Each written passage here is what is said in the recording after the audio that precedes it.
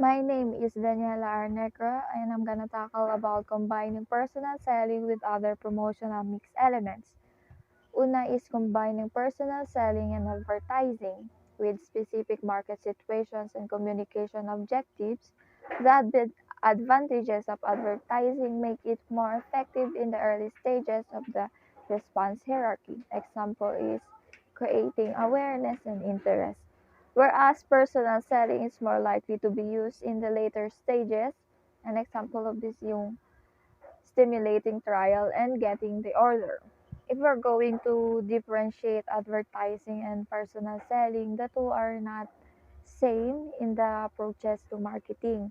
Hindi sila magkatulad kasi yung advertising uses mass of media while yung personal selling is more on face to face, direct and my contact with the prospects or my interaction.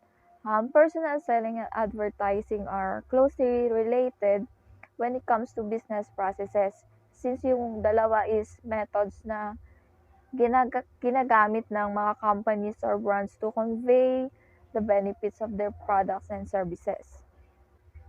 We can combine personal selling and advertising in any market situations and communication objectives since yung advertising, it can be used to attract the prospects and then later on, doon na papasok yung personal selling. So, example is customer, pumasok siya sa isang store. Then, nakakita siya ng flyers. Let's say, features ng cellphone yung nakalagay doon. And then, sa stage na yon naipakita na yung interest ng customer the moment na kinuha niya yung flyer. So, papasok na dun yung personal selling. Kung yung customer is nagtatanong na siya about sa attributes and features ng cellphone. So, sa tulong ng salesperson, siya na yung mag-a-assist and sasagot ng mga tanong ng customer. Next is combining personal selling and public relations. The personal selling agent is often the firm's best source of public relations. Their personality, serving of the account, cooperation, and empathy not only influence sales potential but also reflect on the organizations they represent. Ang sinasabi rito na yung personal selling agent, isa siya sa mga best source ng public relation. So, personal selling involves more than just selling products or services.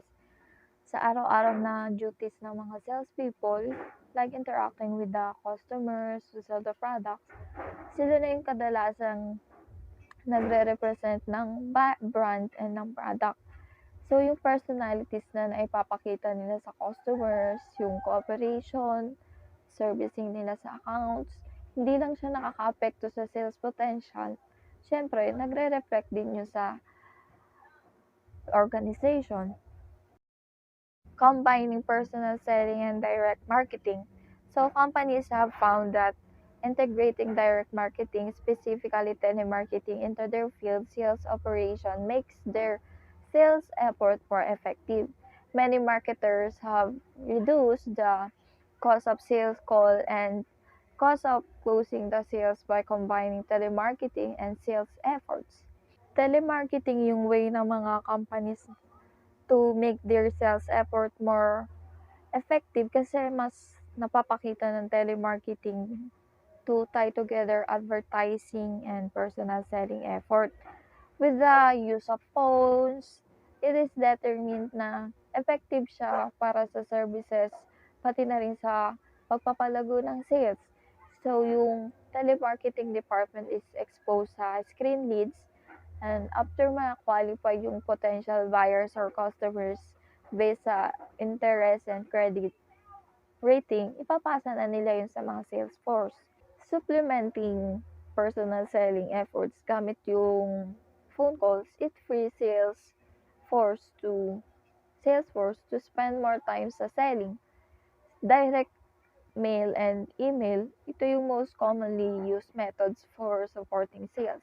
Example, yung isang company, nag-send out siya ng lead cards para makita kung sino yung mga prospective customers. So, dito papasok ang personal selling. yung salesperson, siya yung magpa-follow up sa mga nag-fill up ng lead cards and mga maaaring magpataas sa sales.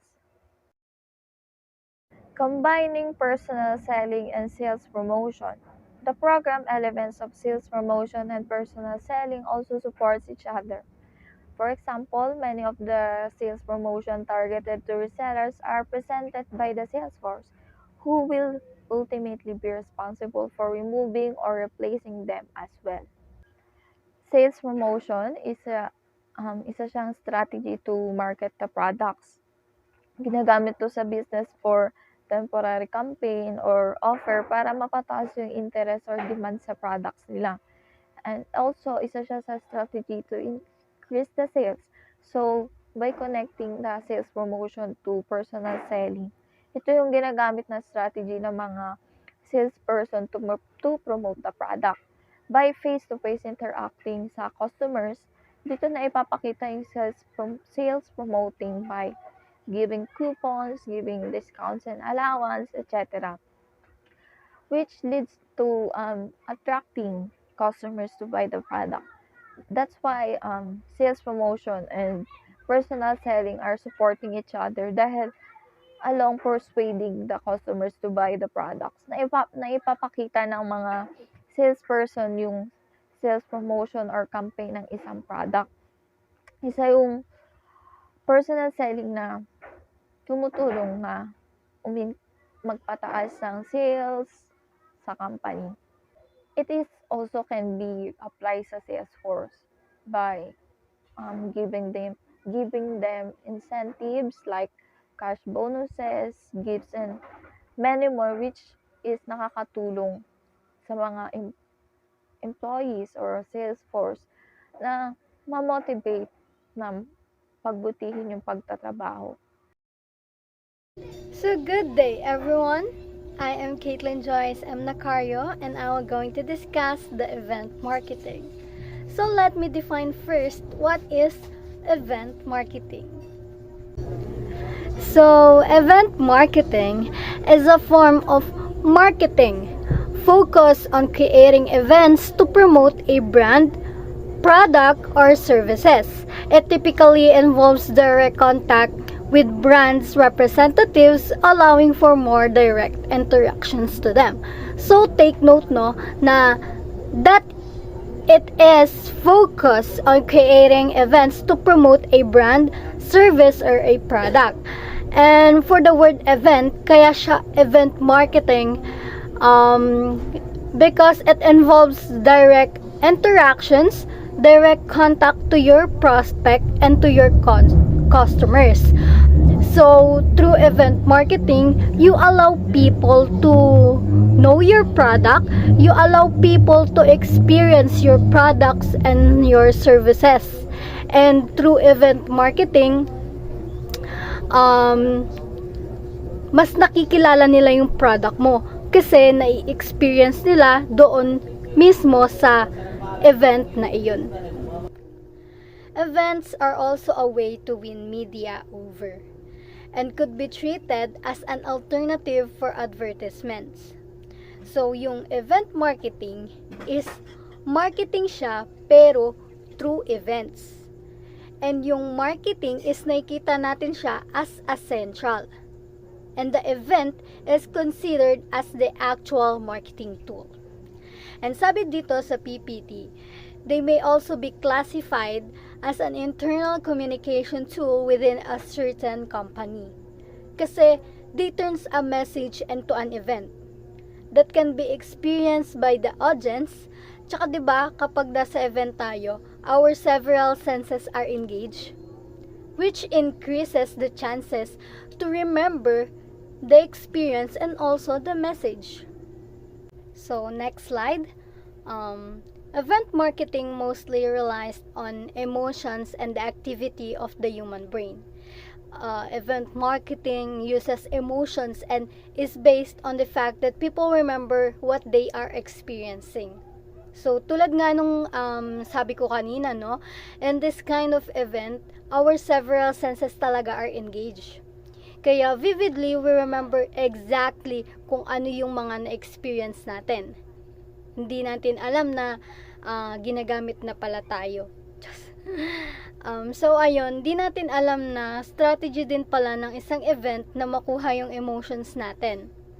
So, in short, no, event marketing is a promotional strategy that mostly relies on the emotions, on our emotions. So, share ko lang yung nabasa ko. Ang sabi doon is, emotional stimulus significantly affects the image of the offered service or product. And yung mga psychologists, they prove na while we are stimulated by emotions, our brain remembers certain facts and the and some pieces of information better. Next slide.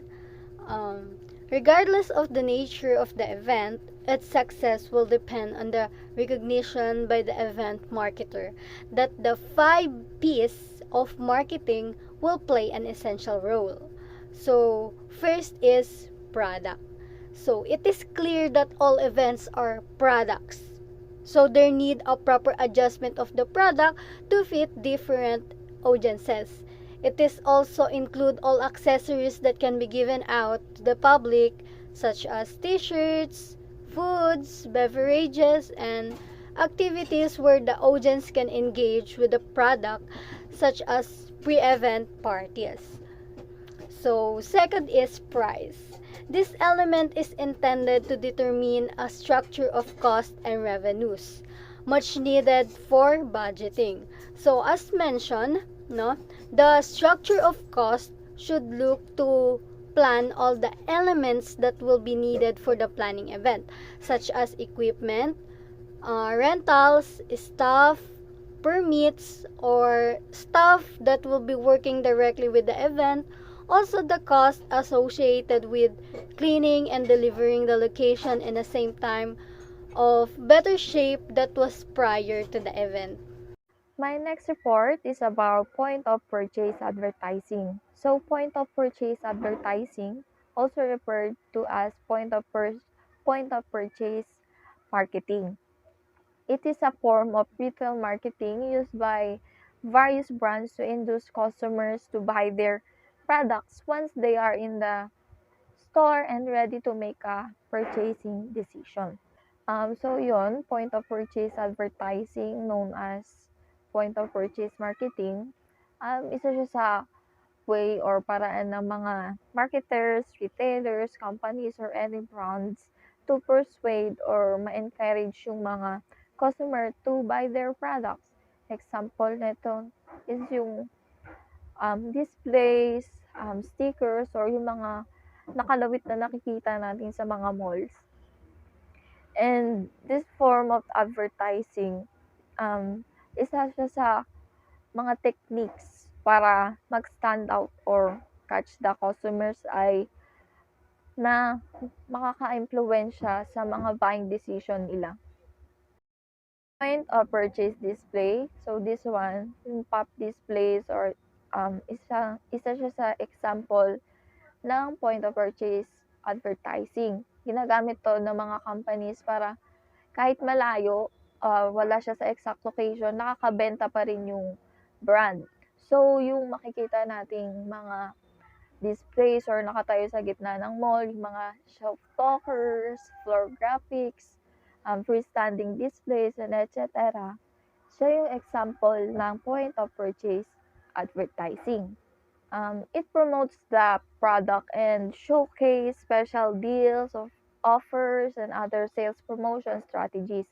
Kasi by this kind of marketing tool na ginagamit ng mga company, mas napapadaling promote or naipapakita yung products nila. Since ito na rin yung nagiging way para maipakita ng mga company yung mga offers nila or any special deals and mga strategies and also mga offers. Yung point of purchase displays, it also educate the customer about the offering and brand details. Kasi yung mga nakikitang displays ng mga customers, nakakatulong to fully know the brand. Siyempre, yung mga details and offers na pwedeng makapag-persuade sa customer na bilhin yung products nila. Why point of purchase advertising is important? Kasi syempre, it allows the brands to target a specific audience. As a point of purchase display are part of location-based advertising, they make it easier for the brand to reach targeted customers. Kasi mas napapadali yung pag-persuade sa mga customers, mas madali ring na-identify yung target market ng brands. Kaya kadalasan yung in-store pop advertising, ito yung mga nabanggit ko kanina na mga displays na nakikita sa mall, ito yung ginagamit ng mga marketers kasi mas napapadali nilang na-identify or na-determine yung target customers based sa demographics, yung location, and buying decisions ng mga customers. It also influences buying behavior. Brands can effectively use pop advertising to influence the customer's purchasing decision into their favor. So, ayun nga, kagaya na nasabi ko kanina, important yung point of purchase, point of purchase advertising kasi nakaka-influensya talaga siya sa buying behavior ng customer. Kasi kapag nakaka-attract sa paningin ng customer, mas creative yung display na naipapakita, madaling nalalaman ng mga salesperson yung product na nagugustuhan ng customers. And also, nape-persuade yung customer na bilhin yung product. It promotes brands' offerings. They highlight the brand's various offerings, educate customers on the qualities of various products, and advertise any discounts or schemes on the said product. So, yung pop displays ng mga brands, pwede na siyang substitute ng salesperson or marketer kasi even without talking or pangungulit na bilhin yung isang product, kung saan lumalapit na yung customer to buy or check the product. Kasi with the help of pop displays na rin, nakikita na agad ng mga customer yung mga offers, discount, or anumang sales strategy ng isang brand. Next is semi-permanent, also known as secondary displays or off-shelf displays. So semi-permanent displays are designed to last longer than temporary displays. They usually last from 6 months to a year. They are made up of materials like glass or heavy-duty cardboard and thus have a higher upfront cost. So, this type of displays is tumatagal siya for 6 months hanggang isang taon. And tinatawag din siyang off-shelf displays or secondary displays. Medyo may kamahalan yung products na ginagamit like glass, matitigas na cardboard or wood. Semi-permanent point of purchase displays is yung mga display na pwedeng malipat sa iba't ibang sulok ng store. And one of the example is yung end caps. Lastly is permanent. Permanent displays are built to last at least 1 to 3 years. These are usually designed to resemble a store within the store. Permanent doesn't really mean it's literally permanent. May period of time din siyang nakalaan which lasts longer for at least 1 to 3 years.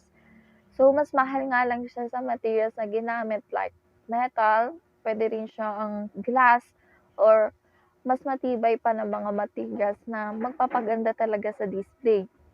So, it was designed to more look like the store, pero mas maliit nga lang siya. So, if the pop displays were designed well, nakaka-attract siya ng customers, yung kamahalan ng materials na ginamit sa display is more likely din na nagpe-pay off since meaning naging effective yung display to gain more sales.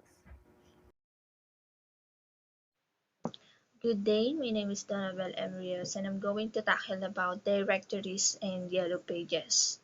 The yellow pages are telephone directories of businesses organized by category rather than alphabetically by business name, in which advertising is sold. The directories were originally printed on yellow paper as opposed to white pages for non-commercial listing. The traditional term yellow pages is also now applied to online directories of businesses. Um, Ayun, the Yellow Pages is a telephone directory of commercial enterprises businesses. Um, so, imbis na nakalista siya by um, alphabetically, naka-arrange siya according to category, gaya ng alphabetically with each category po. So, halimbawa na dun yung, kunyari, all shoe shops are listed in one section, auto mechanics in another, law firms in another, etc. Ganun. So, listed businesses can have their details displayed more prominently for free lang. Companies can pay for advertising. Next, in many countries, including Canada, the United Kingdom, Australia, and elsewhere, Yellow Pages or any applicable local translation, as well as the Walking Fingers logo, first introduced in the 1970s by the Bell System era AT&T, are registered trademarks. Though the owner varies from country to country, usually being held by the main national telephone company or subsidiary or spin-off thereof. However, in the United States, neither the name nor the logo was registered as trademark by AT&T, and they are freely used by several publishers. So, sabi doon, the Yellow Pages in the United States and the Walking Finger were never registered as trademark by AT&T and can be used freely by publishers. And in the majority of countries, the Yellow Pages is owned by the main telephone company or one of its subsidiaries or spin-offs. Next is history of directories and Yellow Pages. The naming concept of Yellow Pages came about in 1883 when a printer in Cheyenne, Wyoming, US, working on a regular telephone directory ran out of white paper and used yellow paper instead. And in 1886, Reuben H. Donnelly created the first official Yellow Pages directory. And today, the expression Yellow Pages is used globally in both English-speaking and non-English-speaking countries. A particular Yellow Pages is a print directory which provides an alphabetical listing of businesses within a specific geographical area. Alam naman natin lahat na yung nag-imbento ng telephone is si Alexander Graham Bell. So as soon as the first telephone working, nag-spread rapidly yung usage nun.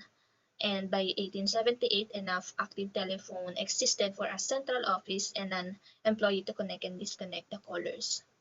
The New Haven Company in Connecticut, the fastest growing of the New Bells, published a tiny telephone directory consisting one of white card within the names of 50 subscribers. The subscribers were divided into 4 categories, which is the first, professional, second, residential, third, essential services, and 4 is the miscellaneous. And that was the first ever published telephone book. Next, in September 27, Yale, the publisher of Yellow Pages in the United Kingdom, announced that the business would be full digitized by January 2019, and in the publication 51-year run, the last UK copies were posted out on 18 January 2019. The Irish publisher of Golden Pages moved to an online model in 2017 after existing examinership, the equivalent independent directory, which is similar to the UK's Thomson Local Directories produced by Independent News and Media ceased publication in 2009.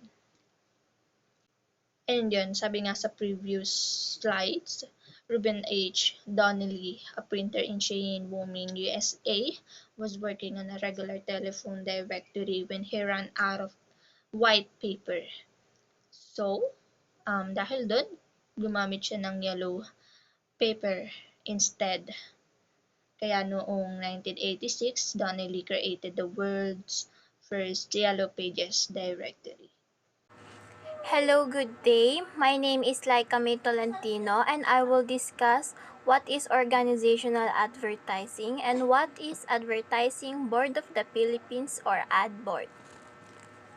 So, advertising organization is isang institusyon kung saan instead of supporting the idea of increasing sales is they are more on thinking a ways on how to promote or create a good image for the organization, to increase the good reputation, to practice the goodwill, and to promote the mission, vision, and philosophy of the organization.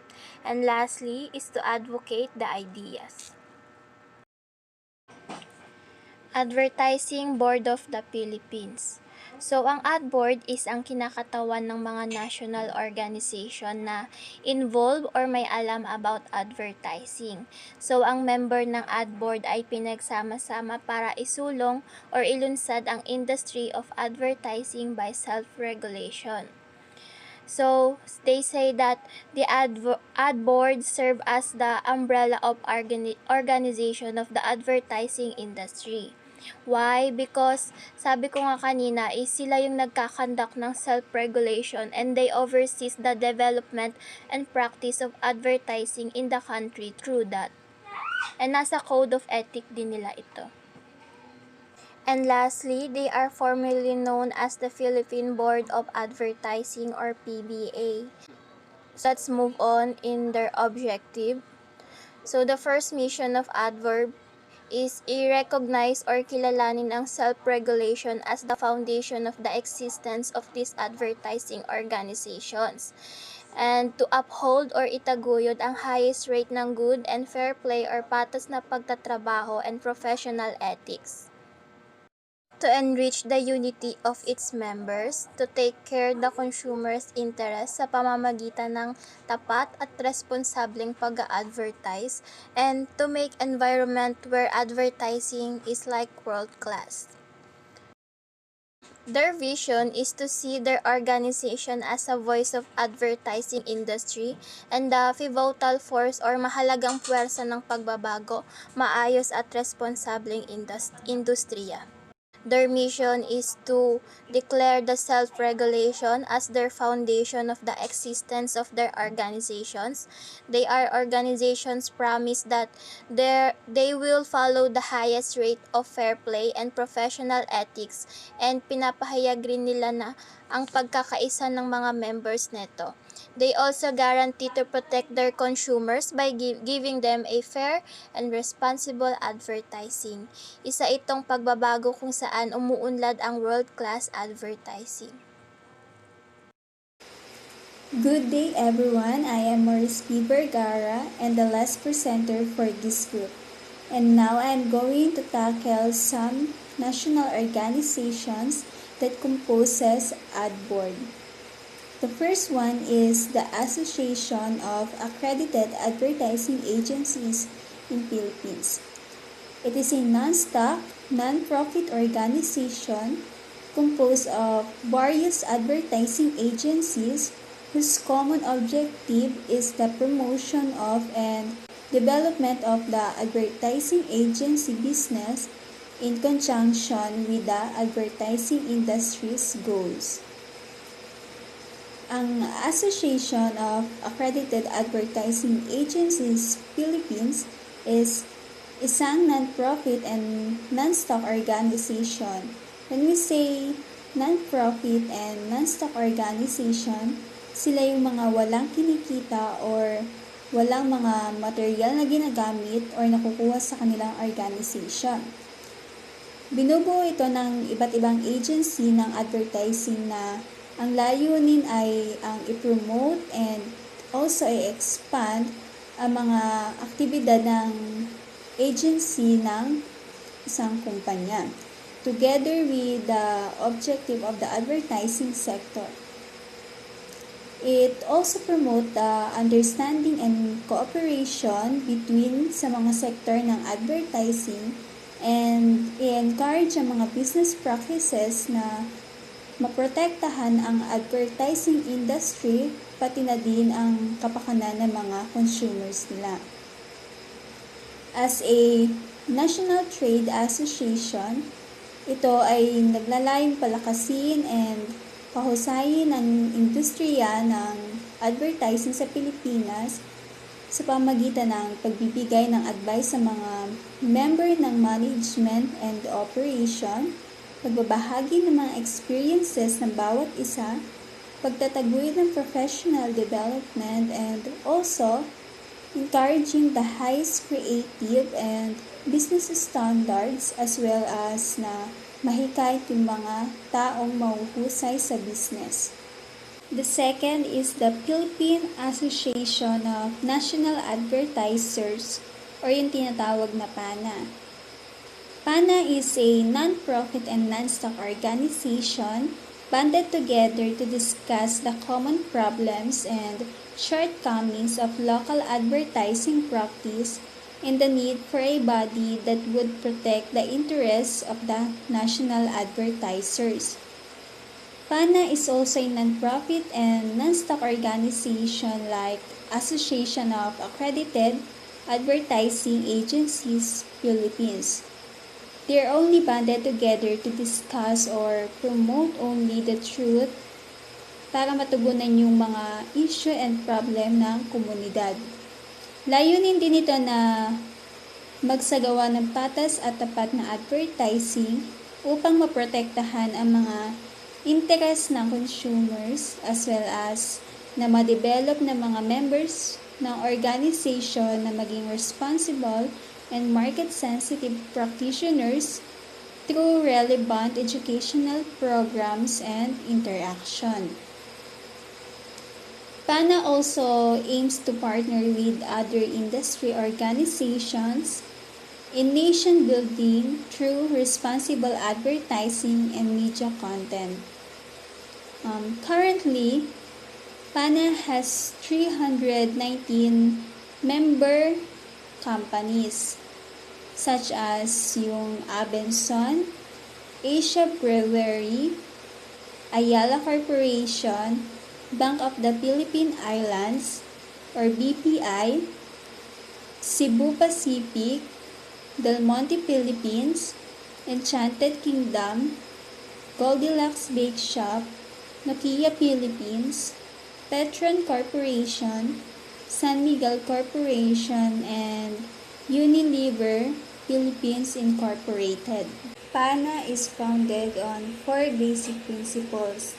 The first one is the belief that the advertising is an essential factor in the marketing of goods and services and consequently is an important factor in the economic life of the country. Dito, naniniwala ang PANA na ang advertising ay isang epektibong pamamaraan sa marketing na maimamarket or maipopromote ang mga products or services sa kanilang consumers and at the same time malaki din yung nagiging epekto ng advertising sa ekonomiya ng bansa.